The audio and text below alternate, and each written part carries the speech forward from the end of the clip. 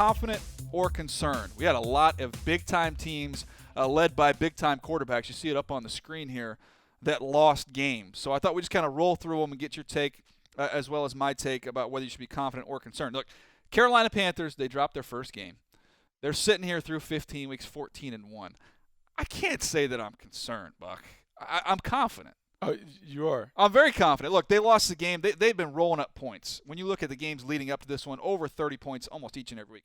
38 against the Giants, 38 against the Falcons, 41 against the Saints, 33 against the Cowboys, 44 against the Redskins. They were due to kind of have one of those lull games offensively. No Jonathan Stewart.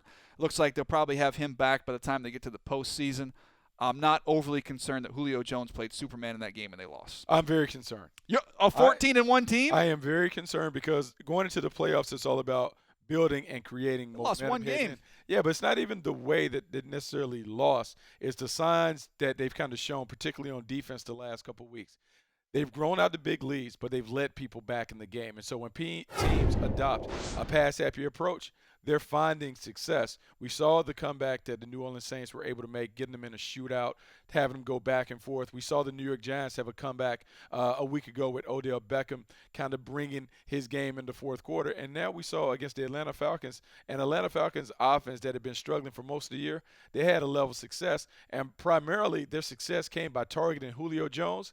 If Josh Norman is supposed to be the premier corner in the game, a lockdown corner, he has to be able to snuff out those threats, and Julio Jones got down, and I think they may have provided a recipe for others to use to attack their defense. Well, I wouldn't blame Josh Norman for that big play. No, I can't blame him. That was Kurt Coleman and Luke Kuechly about 90 yards down the field in coverage. That's a tall order to ask. Look, to me, the good thing about this team is I think they recognize that they do have some issues, and I thought Cam Newton in his comments after the game, it's real talk, Buck, when you listen to Cam. We got our ass kicked today, and to a lot of degree, we deserved it, especially the type of way we played. But yet, we know what we're capable of. We're 14-1 right now. We put ourselves in a situation that we can use this as fuel to the fire. Yeah, to me, look, he's admitted what happened.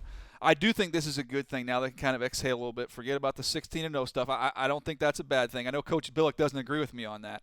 We'll get to him on that a little bit later. But to me, now you get into the postseason. Now it's in debate. They could lose to Tampa. I don't think they will.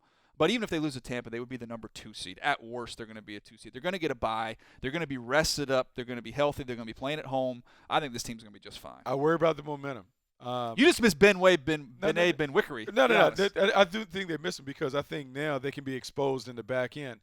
Before with Ben Wickery, and Josh Norman, he had two young corners that could battle and challenge everybody. Ben Wickery was versatile enough to be able to slide in the slot and do some things. Now you have Cortland Finnegan, you have Charles Tillman, two older players that I think you can attack. They're going to get some rest. I think with Kurt Coleman in the middle, we saw him. He's made some plays. He's done some things, but there's some signs that showed up with him and Roman Harper in that Atlanta game. I'm worried about teams being able to attack them down the field. Look, their front seven is as good as any in football, but I think teams are beginning to see on tape that they can push the ball down the field. Heading into the playoffs, they have to shore that up. They have one game to get it done against Tampa Bay. If not, I think people are going to attack them vertically. When you think about the teams that are in the postseason, teams that are riding hot passing games, the Arizona Cardinals, they're going to attack. They're going to push John Brown, J.J. Nelson, Michael Floyd, Larry Fitzgerald.